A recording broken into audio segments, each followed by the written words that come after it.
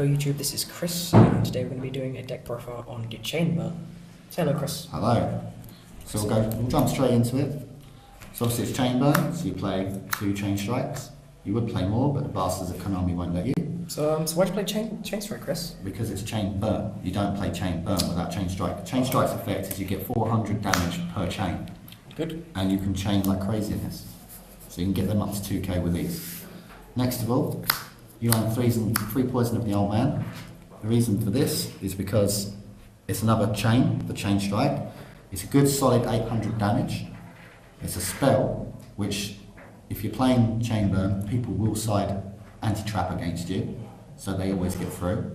And also, if you're in a bit of a hole, you can add the 1200 life points to yourself. If you see a Gargoyle Cowboy come out and they're going to 800 pew you for game, you can just go, I'm not going to have it, 1200. So then you go 2 Pot Duality. Reason being is because Chain Burn is a deck that really needs draw power, and Pot Duality is one of the best for that. Again, you play 2 of them because that's all you can play. Then onto the traps. You go 3 Just Desserts because they are a monster card.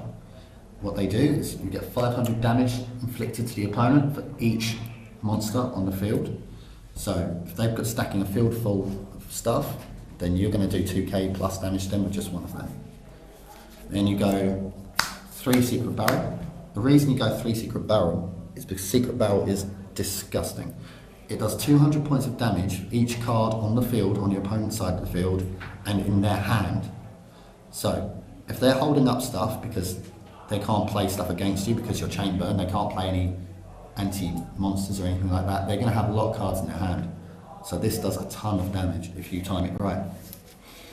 Then you go 3 Magic Cylinder, because Magic Cylinder protects you when you really need it. Say you've got a nasty Bujin Emoto coming at you and then going into their XYZ, that's a 2500 attacker plus. You can then reflect it back at them, so it just aids you chronically.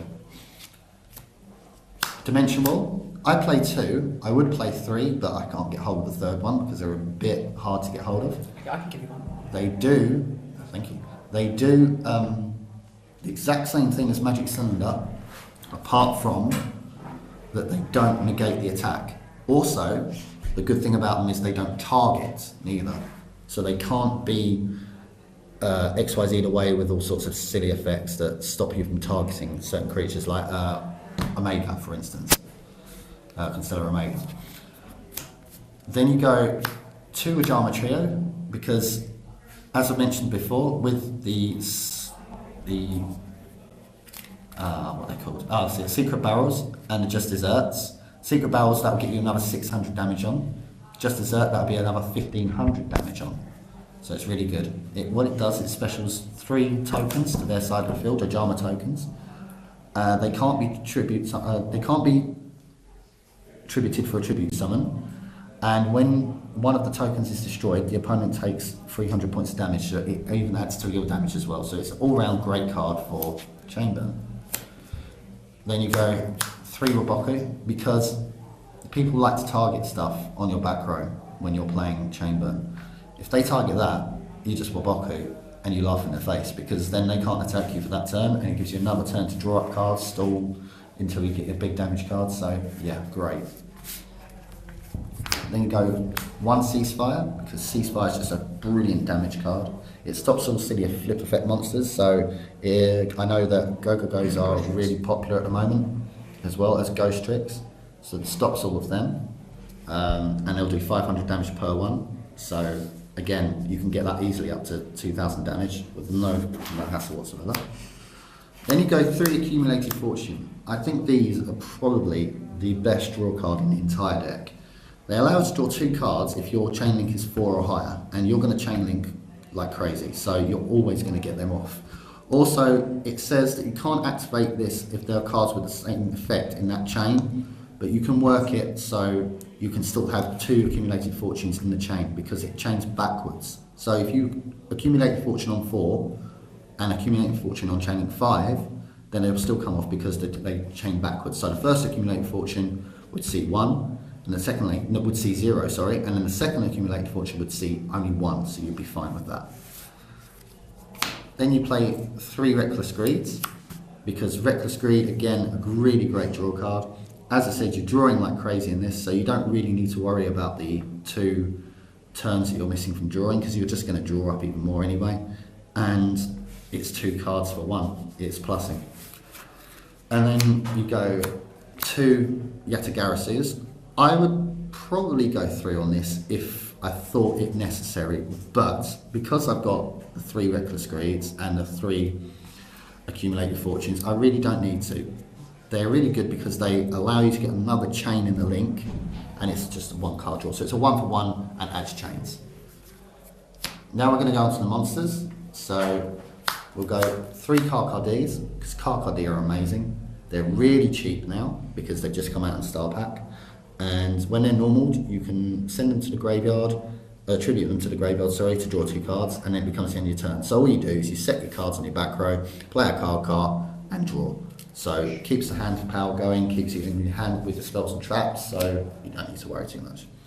Then Swift Scarecrows, for obvious reasons. You need a lot of protection when playing Chainburn because you don't have the monsters up front. And there's nothing better than watching somebody have a really big beat stick coming at you, and then you just laugh in their face and go, ha, Swift, and see what they do with that, because it can't be negated apart from only a couple of cards which people don't really run at the moment. Can I have this? No, you may not have that. And then you go 2 Lava Golem. You don't need to go 3 because it would clog up the hand too much. 2 is more than enough. Lava Golem's effect is it can't be normal summoned or set. It can only be special summoned when you're to your opponent's side of the field by attributing 2 monsters they control. So you can ban it. You can do your tokens. You can do their monsters.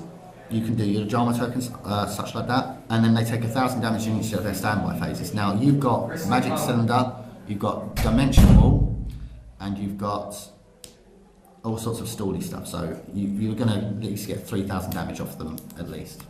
And then the last card I play, I don't know if everybody wants to play it, but I do because I think it's great, is Morphing Jar. The reason Morphing Jar is if you have no cards in your hand, you can put that down and refill your hand really quickly. And also, people are adding a lot of this stuff to their hand, which they normally do. It allows them to dump. So you're thinking Boojins, you're thinking stuff like, all sorts of stuff like that. But Boojins mainly, that's what you play that for. And that's the end of the deck. Hope you enjoyed that. Tell them to subscribe. And yeah, as he just said, subscribe.